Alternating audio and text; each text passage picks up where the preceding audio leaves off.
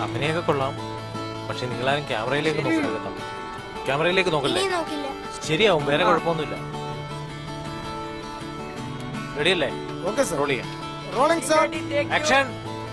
മനോജേട്ടാ എന്തായാലും അവനെ തിരിച്ചടിച്ചേ പറ്റൂ. നീ ഒന്ന് അടങ്ങ്, എനിക്കറിയാം എന്താ ചെയ്യണ്ടേ. വളരെ പെട്ടെന്നായിരുന്നു ലവ് ബോണ്ടയുടെ ആദ്യ ഷെഡ്യൂൾ രവി സർ പൂർത്തീകരിച്ചത്. ലൈറ്റ് മാറുന്നുണ്ട്. ഈ അവസരത്തിലാണ് രവിക്ക് ലക്ഷ്മിയുടെ ആ ഫോൺ കോൾ എത്തുന്നത്. അതോടെ എല്ലാം തകിടം മറിഞ്ഞു. ആ പറഞ്ഞു, കേൾക്കാം. ഞാനിപ്പോ ഷൂട്ടില്ല, കുറച്ച് കഴിഞ്ഞ് വിളിക്കാം.